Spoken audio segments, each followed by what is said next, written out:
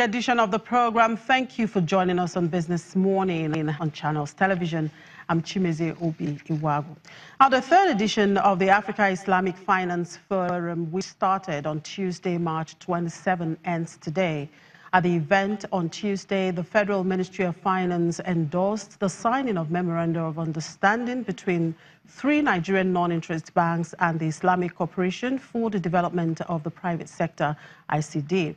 The agreement aims to finance small and medium-scale enterprises.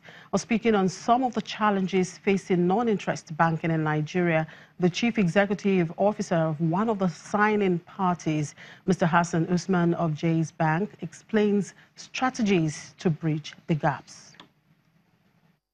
One of the issues that I raised as the first challenge for Islamic finance in Nigeria is the question of awareness. And you cannot do,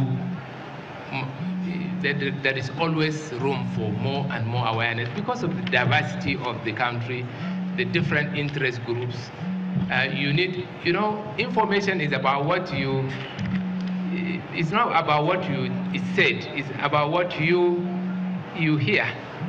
So many times you make the campaign, but people don't even hear. So you have to continue to do that using multi-channels.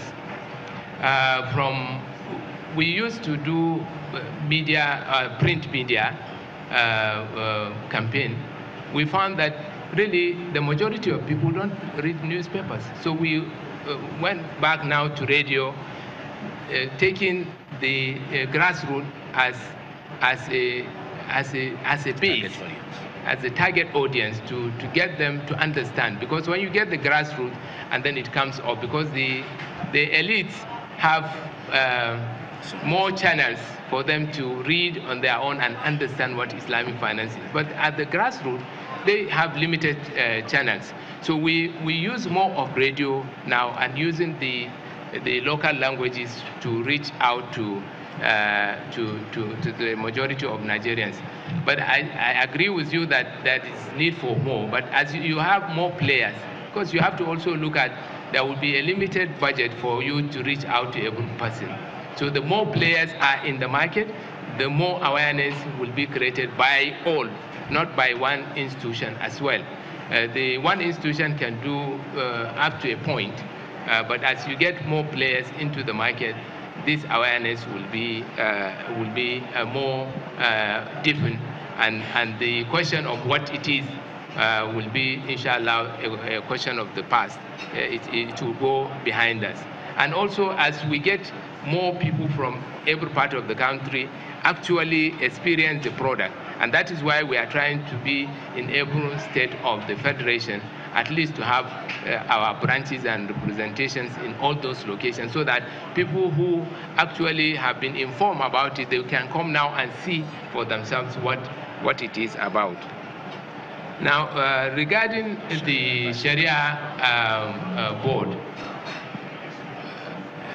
in Nigeria, I think Nigerian experiment is an advanced one, because first of all, besides the banks having their own Sharia board, the Central Bank of Nigeria has a Sharia board itself, or what you call the advisory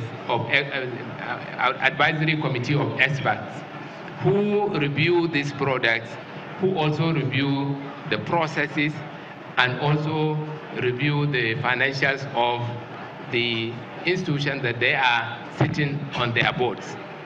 In the case of Jaiz, we have a 6-member board. The chairman of the board is a well-known faqih, is Professor Manzar Kaf.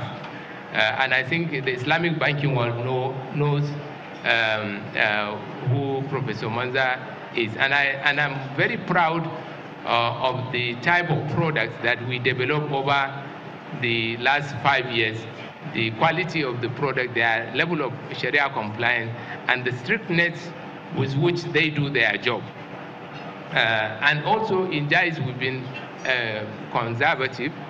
Products that are controversial, we try to avoid them, like tawarruk. We didn't do tawarruk excuse me, even though there is strong need for it.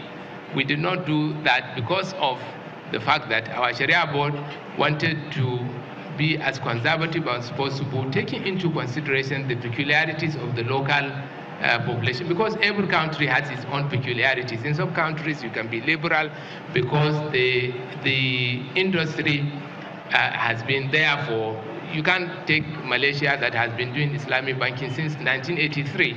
Their first Islamic Banking Act was inaugurated in 1983. The Nigerian experiment is just about 5-6 years today, so you cannot compare the two markets about how liberal these Sharia committees will be. Now, as to what they support, I think there is hardly any Islamic bank that I know that strictly get their Sharia board to meet quarterly, every quarter, and physically, not by remote connection. It's not that they meet in part of the world and they actually meet in the bank. And sometimes they also go around the country to engage with the local people, to the opinion leaders after their meetings. They've been in Lagos, they've been in Ilorin, they've been in Bauchi, they have gone to Kano. So they sometimes ensure that their meetings go, it's situated around the country so that they can get feedback from the people as to how the bank has been doing and what areas of correction that needed to be. We have to know that also this is still a young industry. It takes time for all the complementary things to be available. And I think, I believe that we've done very well in terms of ensuring that we live with the tenants of the product within the limitations of our local environment. That was Mr. Hassan Usman, the CEO of Jaiz Bank.